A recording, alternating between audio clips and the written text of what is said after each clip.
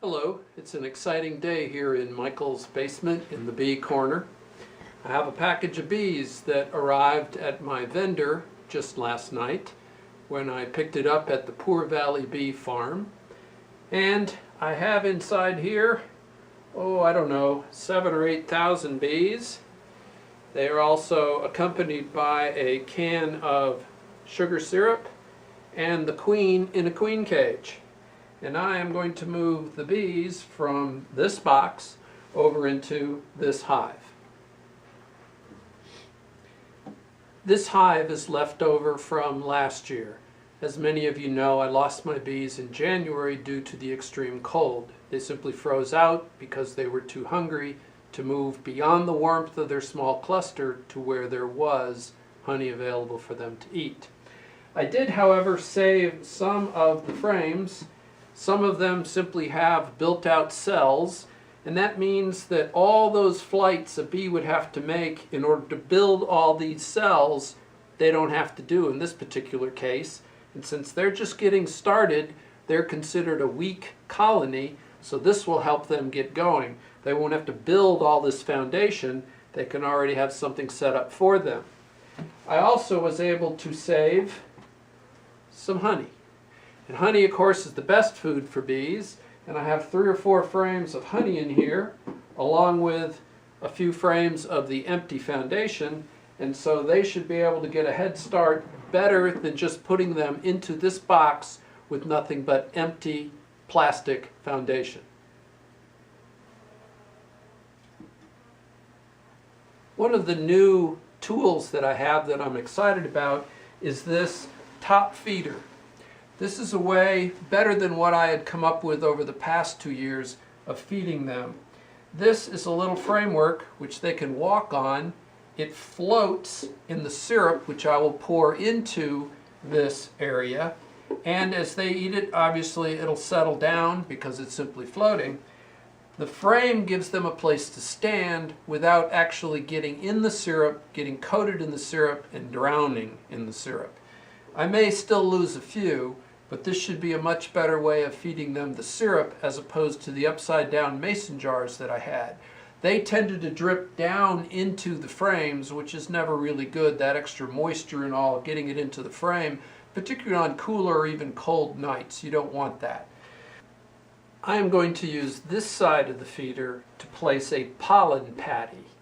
It is a mixture of a protein along with some sugar syrup and some essential oils that creates consider it a thick pancake-like source of food for them to come and get protein as opposed to the carbohydrate that they get from the sugar syrup.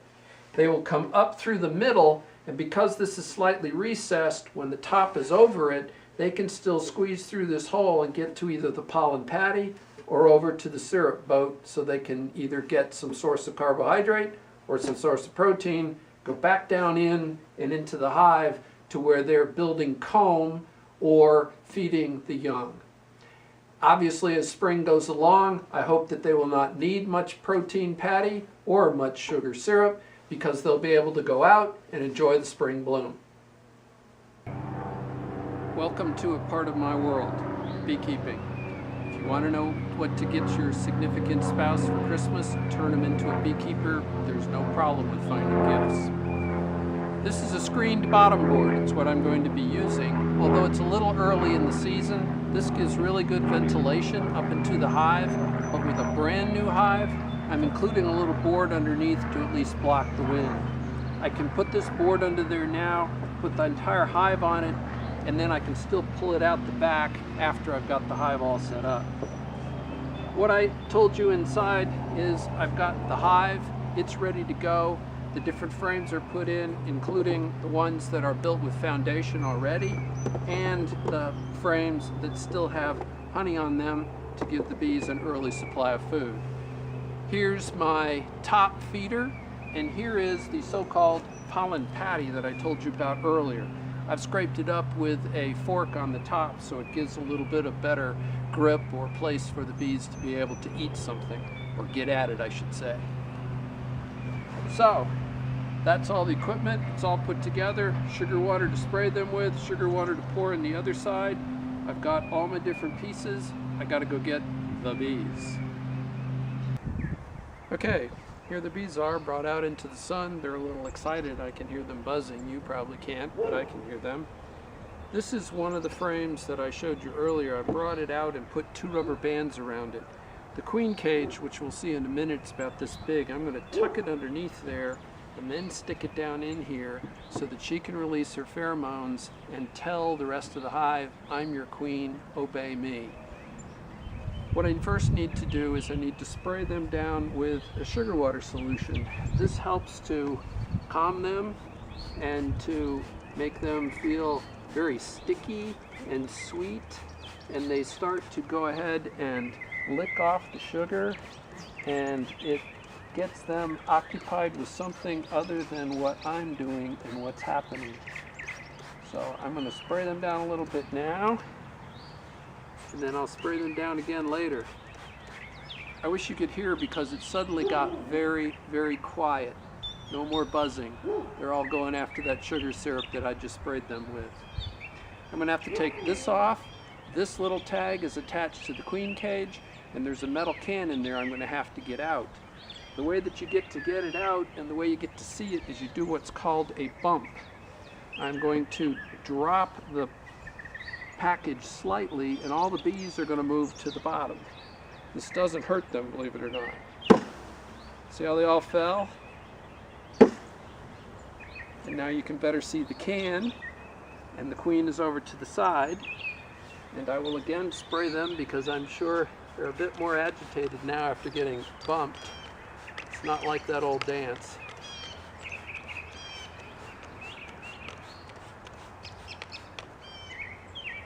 Okay, I'm going to let them sit for a little bit, but I need to loosen up this top piece, and then I'm going to have to get my gear on.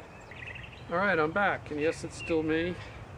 Every video I've seen, they don't use all the gloves and the cowl necessarily because the bees are pretty quiet. But since this is my first time, I'm going to go ahead and wear the veil and the gloves and see how it works. This is a little piece of wood that I've already loosened at the top, and in here is the can. And this is what everybody says is the hardest part, is trying to get this can out of here. Now, I got to pull this out, get the queen out, and get that little piece of wood back over it. So, wish me luck.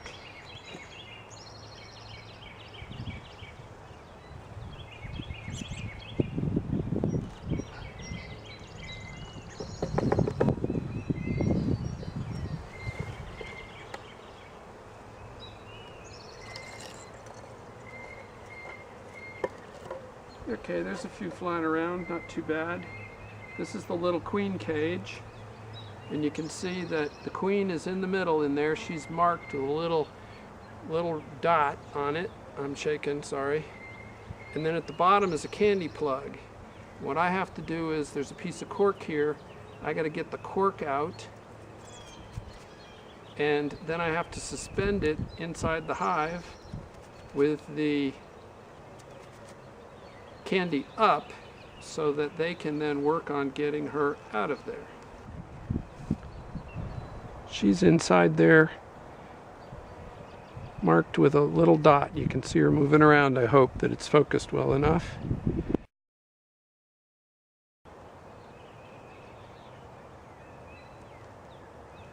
There it is.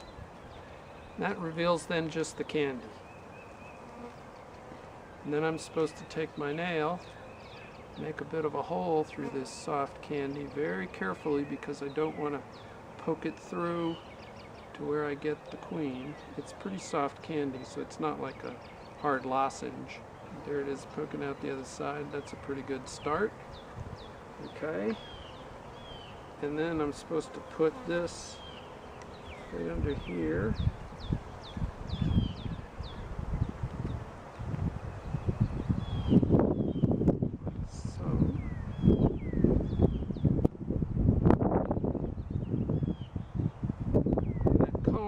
It is actually sticky, so that's a good base for her. And then I think I decided it would be best if I go in this way.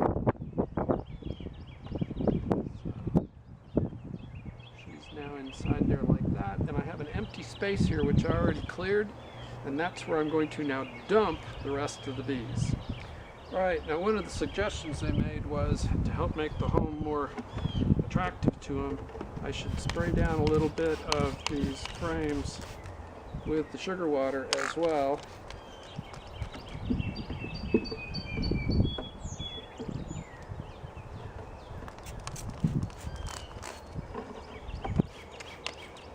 You would think the ones that are all covered with honey would be fine anyway, but we'll spray that down right now. And the inside of the hive too. Make it a happy home. Please come stay here. Alright, now I need to get all these bees in here, so I'll go back up to the top so I'll give myself a little bit of chance to bump them down. And then I'll literally turn them over and dump them out into the hive.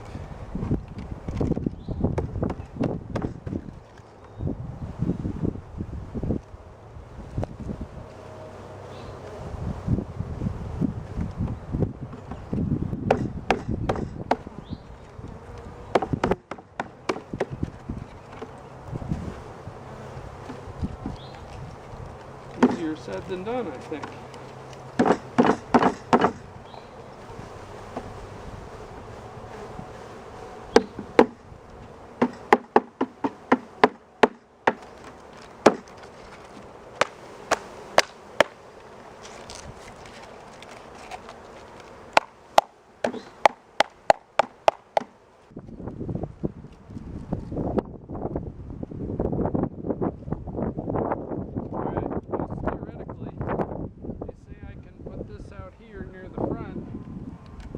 Find their way in.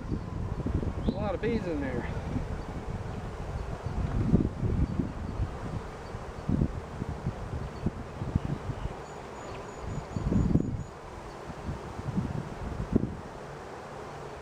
I need to spread them out a little bit so I don't squash them when I try to put some of the frames back in.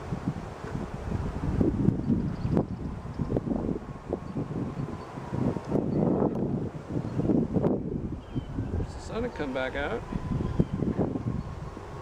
Though actually a gray day is supposed to be a good day, because they stick around the hive a little closer. I don't have anywhere to go. I've done an excluder on the front, try to keep the door as small as I can right there. They're all making their wings go because they're trying to tell everybody this is where the hive is. They're sending the message out, so to speak. So let's see if I can get a few more of these out of here.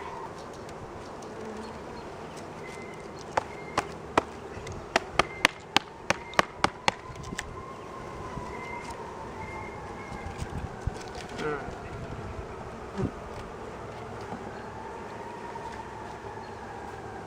Now then, this needs to go on top, like so.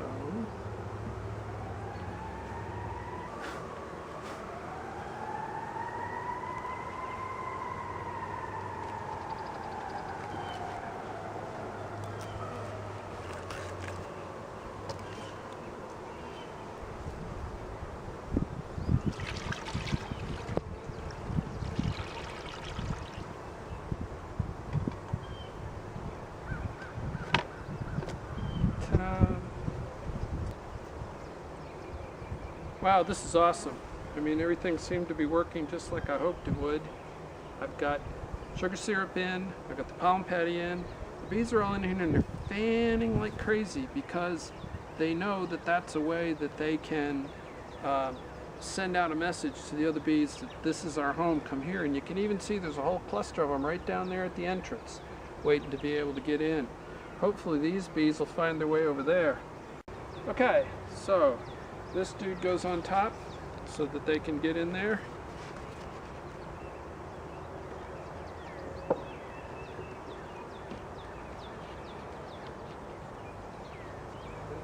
This goes on the way top. Yeah, girls.